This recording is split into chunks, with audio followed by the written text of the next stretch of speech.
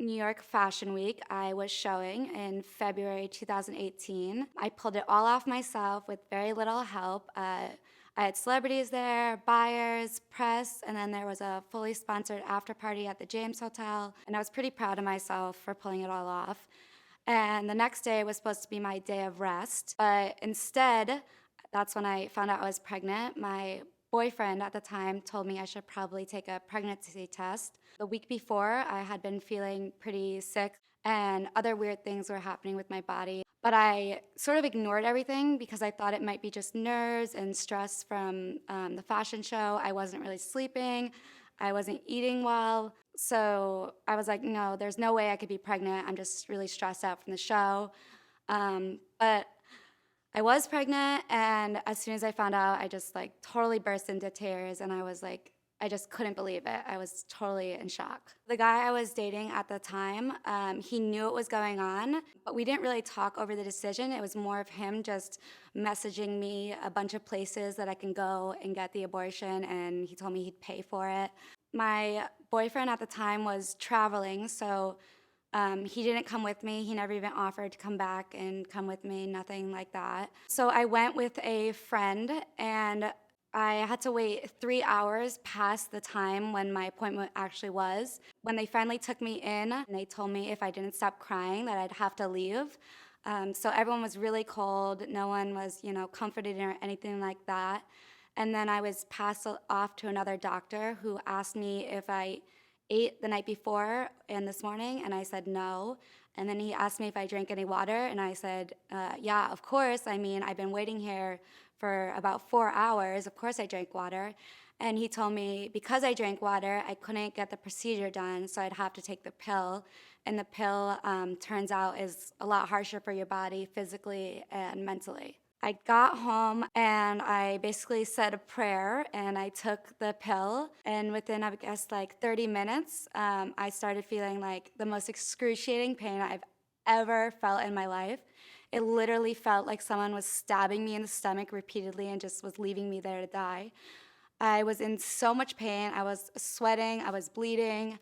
That I remember at one point I looked at the bathtub and I was like, oh my God, should I literally just drown myself? Because it was excruciating. I had never felt anything like it.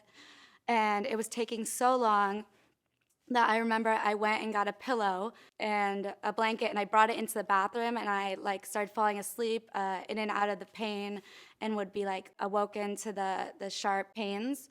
And after 5 hours, it was finally over. Right after I had gone through the whole process of the abortion, I was so angry because I had just gone through so much pain. I didn't realize it was going to be so painful. I was exhausted. I was just a total mess. And I was so angry because, first of all, my boyfriend didn't come with me to the clinic. We were on the phone a little bit when I was going through the process. He totally fell asleep while I was going through all this. And I was just so angry, like why I had to deal with this and he didn't have to deal with anything. My boyfriend of course, he was supportive of the abortion because he didn't want a baby either. He really wanted to focus on his career. And he told me if I had the baby, it would ruin my career. But after the abortion, like we went from being so close, always laughing together, having so much fun. And then he just kind of didn't want anything to do with me. He was just kind of, just done with me. And like I said, he had been away during the time, and I would try to call him, say good morning, ask how he was doing. And he'd get angry. Why are you calling me? Like, you're taking up too much of my time. I don't have time for this. So I felt, completely alone, and I couldn't believe that this guy that I had trusted so much, had so many nice dinners with, so many laughs with, just had been able to do such a 180 in personality. I learned I was actually the third girl that he had gotten pregnant and encouraged to get an abortion, which actually made me feel worse about myself because he had done this to me knowing how hard it is for other women to go through this. As he told me, they also had a very rough time going through this. And he didn't care, He knew I would take care of it, and that's what the other girls had done, and no one had objected. And spoken up for themselves as much as I had. So I think he was a little bit taken aback how much I stood up for myself. The abortion itself, I wish someone had told me how painful it was. And also after it, my body was like raging with hormones. So I had such extreme mood swings. And I was, seeing what society was saying about women who had abortions and how they should die because they killed a baby. So I completely started to hate myself. I started, drinking, mixing opioids, and smoking weed all at the same time because I truly wanted to die. I would like go to bed at night and pray that I wouldn't wake up in the morning. And then when I would wake up, I'd be so angry that I was still alive. I began like hating the light and hating the sunshine when I'd wake up, and I'd have to have a friend call me to talk me through the panic attacks I'd have in the morning and just get me through the day. And then I'd have to have my sister call me in the afternoon to check on me and make sure I was okay. And this went on for months, because almost a year actually, because I just couldn't pull myself out of it. And also, I didn't have the support from my boyfriend. I thought, wow, he doesn't want me anymore. I'm just, trash now. I had gained weight from the getting pregnant. I was like breaking out. My hair started like falling out. Obviously, the physical side effects weren't as extreme as the mental side effects, but I thought I deserved all this pain. I think, I would have thought the decision through more if the guy I was with was more supportive and we had actually talked it through and he said, listen, I'll support you, I'll be there for you. But it was pretty obvious that he was just, gonna be a coward and totally run from this situation. And I also knew that, the government doesn't help single moms. I didn't have the funds to take care of a baby. I didn't even have the funds to take care of myself sometimes.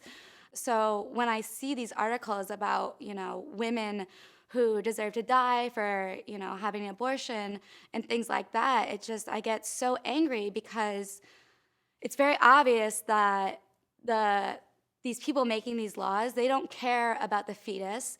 They care about keeping control over women, because if they cared about the fetus, then they'd, give more support to single mothers. Gun laws would be stricter, because look at all the kids dying in school shootings. But I mean, that is just like overlooked nowadays. It's just normal.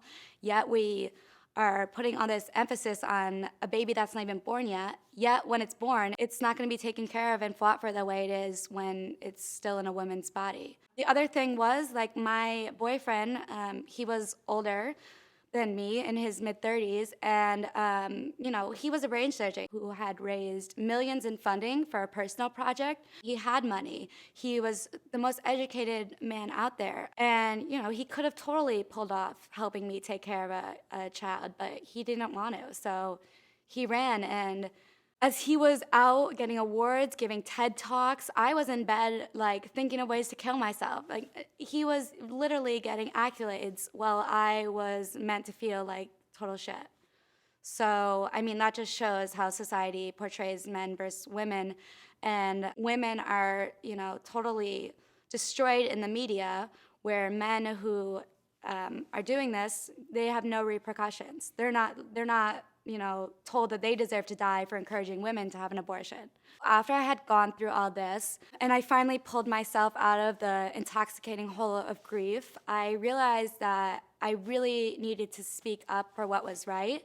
I thought about how I had, a family that was supporting me. I had all these resources. I was able to go to therapy twice a week. I went to a psychiatrist and a therapist. I was able to check myself into a place to get help. And, these are really expensive things that a lot of times insurance doesn't really cover. And I thought, wow, if I had so much trouble with this, how does a woman in a lower income bracket deal with these issues? And, what if she wants to keep the baby? The issue of abortion, yes, it's a hard issue, but there's women going through even more challenging issues. So how do they even deal with it? I mean, I couldn't deal with it, and I had all these resources. I decided I needed to do something to create empowerment among women, sort of a synergy uniting us, working together, because I think a lot of times women feel that they have to compete against each other, and because of that, I think that's what has held women back a little bit in society. If women just work together and united, imagine how much stronger we'd be together. We would truly be a force to be reckoned with.